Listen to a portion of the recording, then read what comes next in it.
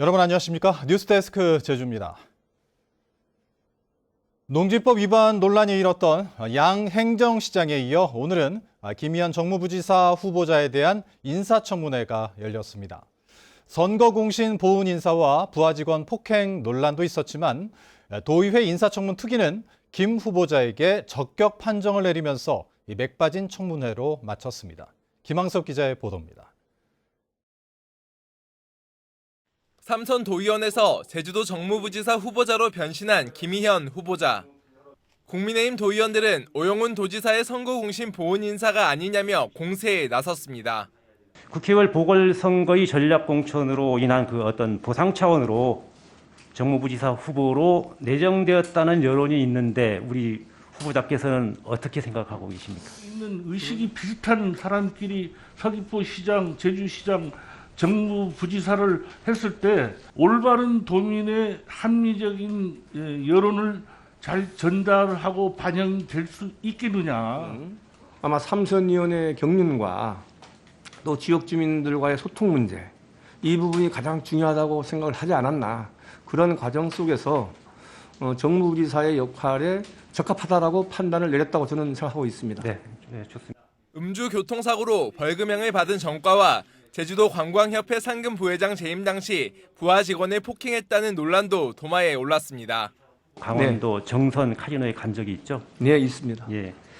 거기 술자리에서 그 협회 모 직원에게 폭행한 적 있습니까? 서로 간에 그런 일이 잠깐 있었습니다. 그분한테도 미안하고요.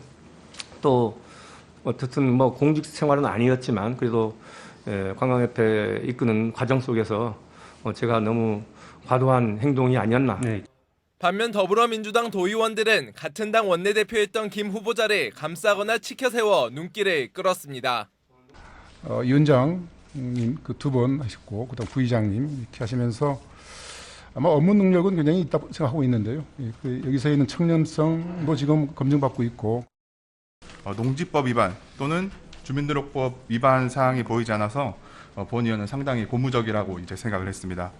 결국 도의회 인사청문 특위는 김희연 후보자에 대해 의정활동 경험을 바탕으로 정무적 역할을 원활히 수행할 수 있을 것으로 기대된다며 정무부지사로 임명하는 것이 적합하다는 보고서를 채택했습니다.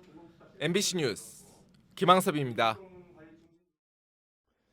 강병삼 제주시장은 기자간담회를 갖고 농지법 위반과 부동산 투기 의혹이 일고 있는 제주시 아라동과 애월읍의 농지를 매각하고 경찰의 수사가 진행되면 성실히 임하겠다고 말했습니다. 이정우 서귀포시장도 자녀 명의의 농지 문제를 원칙에 따라 깔끔하게 정리하고 자신이 받은 농민수당도 문제가 있다면 시정하겠다고 말했습니다. 한편 전국농민회 총연맹 제주도연맹은 내일 두 시장을 농지법 위반 혐의로 경찰에 고발하겠다고 밝혔습니다. 코로나19로 인한 사회적 거리 두기가 완화된 이후 술에 취해 폭력을 휘두르는 사건이 급증하면서 경찰이 지난 2월부터 대응 강화에 나섰는데요. 6개월 만에 붙잡힌 인원이 200명을 넘었고 50여 명이 구속됐는데 이 도내 폭력 사범 가운데 술에 취해 폭력을 저지른 비율이 30%를 넘고 이 전국 평균보다 높은 것으로 나타났습니다. 이따금 기자가 보도합니다. 제주의 한 주민센터. 한 남성이 들어오자마자 공무원들을 향해 소리를 지릅니다. 나와! 자, 나와! 사진 찍습니다. 예. 사진 찍습니다. 찍어! 아유, 씨! 말로 하세요! 나오라고! 말로 하세요. 출동한 경찰이 밀치더니 가방에서 돈을 꺼내 마구 뿌립니다. 가자, 꺼져! 안 가져와! 자신의 전화를 끊었다며 술에 취해 난동을 부린 이 남성은 공무집행방해 혐의로 구속됐습니다.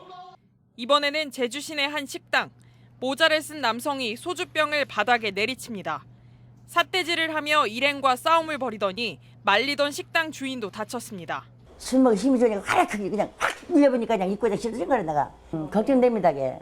영당도 무슨 일이 날까 좀 걱정돼요. 이 남성도 폭행과 특수 협박 등의 혐의로 구속됐습니다. 지난 2월부터 6개월 동안 도내 3개 경찰서에 설치된 주치폭력 수사 전담팀에 검거된 인원은 218명. 이 가운데 경찰이 무관용 원칙으로 대응을 강화한 주치폭력 공무집행방해 사범 등 58명이 구속됐습니다. 올 들어 제주 인구 10만 명당 폭력 사범은 전국 평균의 2배 가까운 452명.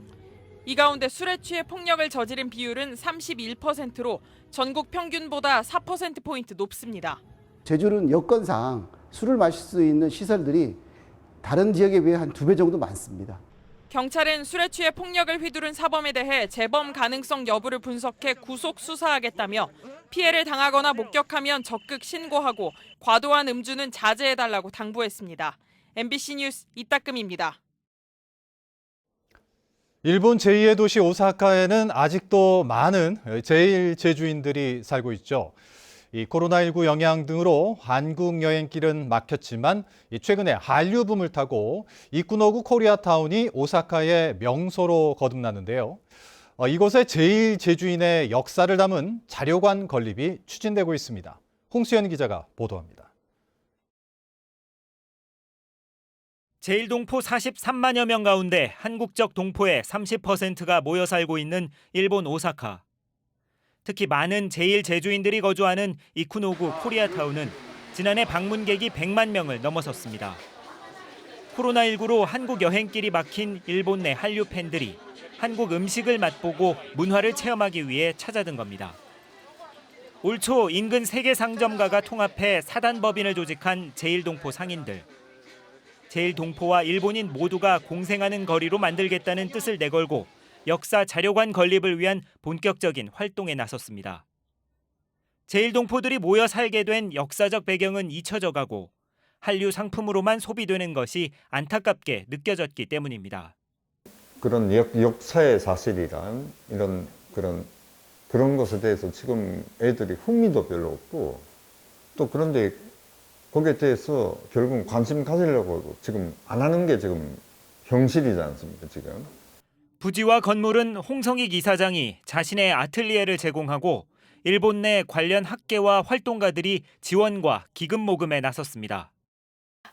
그런 거에 대한 관심을 가지고 계실 일본 시민분들 또 한국 시민분들 이외에도 세계 여러분이 그 관심을 가지고 계시면 한 조금이라도 그 기부금을 보내주시면 좋겠습니다.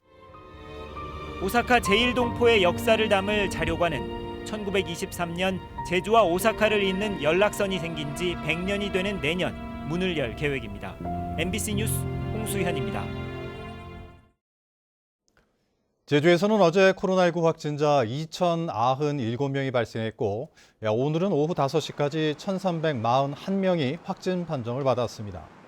누적 확진자는 31만 3,300여 명으로 늘었고 79살 여성이 확진된 뒤 재택 치료 중에 숨져 누적 사망자는 205명으로 늘었습니다. 현재 도내 위중증 환자는 4명이며 병상 가동률은 26.5%입니다. 최근 경영난을 이유로 영업을 중단해 오영훈 지사가 공공 매입을 공약했던 제주 카로텔이 결국 사기업에 매각될 것으로 보입니다.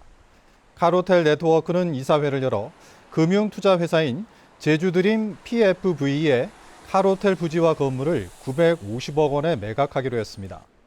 이에 따라 빠르면 이번 주에 최종 매각 절차가 마무리되고 호텔 철거와 주상 복합 아파트 신축이 추진될 것으로 보입니다.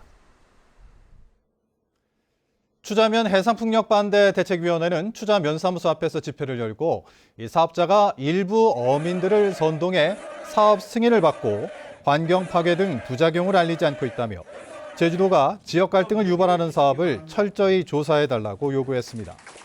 추자도 인근 해상에는 최근 노르웨이 국영회사 등이 300만 가구에 전력을 공급할 수 있는 3,000메가와트급의 대규모 해상풍력 발전단지를 추진하면서 주민들 사이에 찬반 논란이 일고 있습니다. 제주사회 갈등지역 합동토론회가 민주노총 제주본부에서 열렸습니다. 강용진 한국갈등해결연구원장은 토론회에서 1980년대 이후 제주에서 발생한 공공갈등 18건 가운데 13건은 환경 보존이냐 개발이냐를 놓고 발생했다며 정책 추진에 앞서 공론화를 통해 지속 가능한 발전을 위한 방향을 결정해야 한다고 밝혔습니다. 시민정치연대 제주가치가 주최한 토론회에는 제주 제2공항과 해군기지 등 9개 지역의 갈등 당사자가 참여했습니다.